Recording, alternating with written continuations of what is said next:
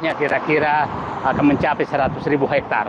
Sekarang ini baru 2 kecamatan saja sudah 35 km panjangnya.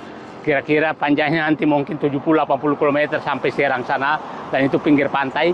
Dan pinggir pantai dijual sangat mahal, dan lucunya saya heran bahwa pinggir pantai yang langsung kapal bisa merapat itu sudah dijual. Jadi negara sudah hilang sebenarnya kewenangannya di sini, padahal aturannya pantai itu sudah milik rakyat. Sekarang ini milik pribadi, dan itu harga paling mahal. Dan itu bayangkan puluhan kilometer akan dijual seperti itu. Ini saya nggak tahu negara ini apakah masih ada, masih berkuasa di wilayah Pantai Indah Kapuk II, atau memang sudah pemerintah sudah tidak lagi berfungsi di wilayah ini. Ini wilayah menjadi negara dalam negara karena luasnya akan melebihi luas Singapura, ratusan ribu hektar dan sepanjang puluhan kilometer pantai. Ini berada di di Tanjung Pantai Gope, Serang. Karangatu, Serang. Ini kira-kira kalau diurut dari sana supaya clear publik, PIK 2 itu adalah mulai dari Kosambi, Teluk Naga, Paku Haji, Tanara. belum, masih jauh. Tenang aja, saya hafal. Paku Haji, Mauk, kemudian Kemiri, Kronjo, Mekar Baru, kemudian Tanara, Pontang. Nah, sekarang di sana Merak, supaya paham ini nggak terlalu jauh. Nah, kita lihat sekarang daerah-daerah ini sebenarnya saya yakin betul bahwa tangan-tangan mereka sudah turun membebaskan. Karena saya dapat informasi bahwa pulau-pulau ini yang ada ini sudah dibeli oleh orang-orang tertentu. Jadi sebenarnya ini sudah sedang proses untuk mengambil alih semua yang seperti saya katakan akan mulai dari Kosambi sampai Merak nanti akan dipegang oleh mereka. Nah, problem yang kita hadapi sebenarnya begini. Kemarin saya ketemu penghuni PIK 2, dan dia cerita ke saya bahwa mereka juga menyadari bahwa cara membangun PIK 2 ini membahayakan ke depan. Karena mereka menyatakan ke saya, Pak, dengan Bapak turun, saya menyadari bahwa ini memang pengembang ini membuat ketegangan sosial jangka panjang. Karena mereka akan tinggal di dalam wilayah itu dengan satu etnis, dan di pinggirnya adalah etnis lain yang kemiskinan tingkat tinggi. Jadi dia bayangkan ini dia hidup nanti di situ dengan penuh ketegangan. Nah, mereka sekarang menyadari bahwa ini sangat berbahaya membuat kawasan seperti ini. Jadi melalui kesempatan ini betul-betul saya dan dia menyatakan ini hanya kelakuan beberapa orang untuk mengejar kekayaan mereka yang menjadi tegang seumur hidup di Indonesia sampai anak cucunya. Jadi saya menyatakan perjuangan kita bukan perjuangan tentang etnis. Perjuangan kita adalah tidak boleh ada etnis yang tegang antar etnis sehingga negara ini bisa kacau. Dan kami menyadari bahwa ini memang tidak zalim nih, membiarkan kemiskinan di balik pagar sementara kita bermewah-mewah di pagar sebelahnya. Yang kita lakukan adalah negara ini harus damai, rakyat harus sejahtera. Betul. Nah, saya ingin menyatakan kita tidak pernah menyatakan melawan pembangunan. Yang kita lawan adalah penggusuran rakyat. Ketidakadilan itu yang kita lawan. Jadi kalau mereka, saya bilang begini, kita lihatlah berbagai pembangunan yang terjadi yang tidak menyebabkan penggusuran rakyat dan beradil, itu biasa-biasa saja.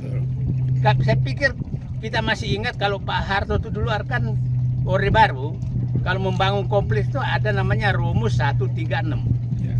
1 mewah, 3 kelas menengah, dan 6 rumah kelas bawah. Ini rumus itu dihilangkan. Nah, jadi itu yang saya harapkan publik paham bahwa ini adalah masalah persatuan. Bahwa masalah persatuan, janganlah karena kamu mau kaya raya, beberapa etnis itu, terus kalian menyebabkan etnismu terganggu untuk jangka panjang, jadi menderita jangka panjang. Nah, Saya senang, saya selalu kalau ketemu dengan teman ini kemana orang Banten. Selalu saya ke situ. Iya. Nah, saya tanda tanya ini kemana orang Banten. Yang saya pertanyakan sekarang, calon gubernur Banten tidak ada yang sama sekali yang membela rakyatnya yang sedang digusur. Satu pun. Satu pun dari 4 calon. Dua calon, Pak. Mana mereka yang membela rakyatnya? Jangan dipilih. Nah, maksud saya melalui tempat ini, wahai Ibu Airin, wakilnya Ade Sumardi. wahai Andra Soni, wahai Dimyati, belalah rakyatmu. Jangan kau sekedar mengejar jabatan. Rakyatmu Banten Utara ini tersedang digusur dan saya tidak pernah mendengarkan suara kalian membela mereka. Ataukah Bapak dan Ibu sudah bagian dari mereka? Itu pertanyaan besar dari saya.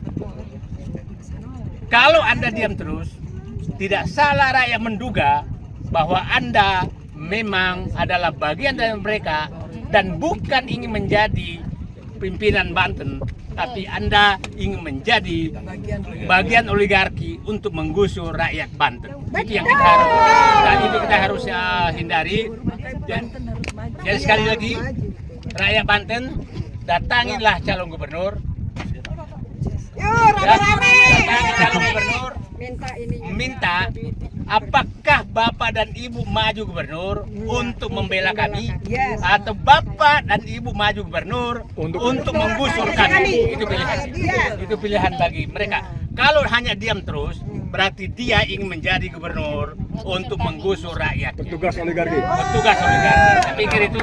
Terima kasih. Saya dapat pesan tidak boleh lagi ada perumahan yang eksklusif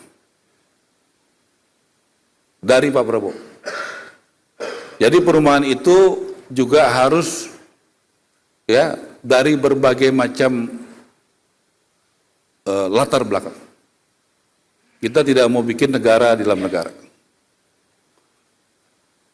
Jadi kita juga harus mulai dengan sesuatu yang baik, yang tidak eksklusif. Betul-betul menangis melihat kenapa orang Banten mau diusir begini kok diam semua. Itu Pak yang bikin saya menangis. Semua diam, tidak ada yang mau teriak.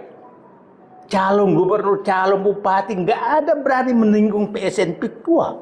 Walaupun kampung saya bukan asli di sini, tapi siapa tahu Allah menunjuk saya untuk menjadi pembela rakyat di kampung orang lain. Terima kasih. Assalamualaikum warahmatullahi wabarakatuh.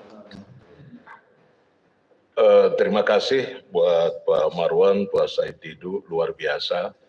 Kalau kita masyarakat Banten, ingat Pak Said Didu ini beliau berasal dari Sulawesi Selatan. Sebenarnya kita punya kenangan yang luar biasa dalam sejarah Banten. Bahwa ketika kekuasaan dipegang oleh Sultan Ageng Tirtayasa, memang menghadapi kolonialisme Belanda yang begitu hebat dan begitu jahat, begitu zalim.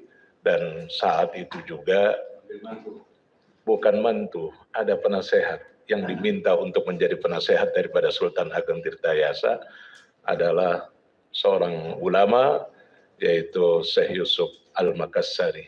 Gitu. Iya. Jadi penasehat sekaligus mantu itu luar biasa. Tapi akhirnya karena Banten juga dibabat habis juga, akhirnya mantunya pun harus dipindahkan ke Cape Town sana. Jadi ada hubungan yang sangat erat gitu. Jadi kalau Pak Said Didu bicara di sini tentang menjaga masyarakat Banten itu sebenarnya sudah menjadi kewajiban Pak. Ya sudah menjadi kewajiban proporsional udah.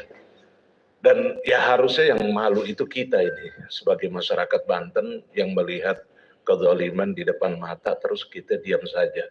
Ya memang kezaliman yang kita hadapi ini bukan kezaliman hanya sekedar pengembang, tapi yang kita hadapi ini adalah pengembang yang dibackingi oleh penguasa. Nah, jadi kita sebenarnya berhadapan dengan penguasa, gitu.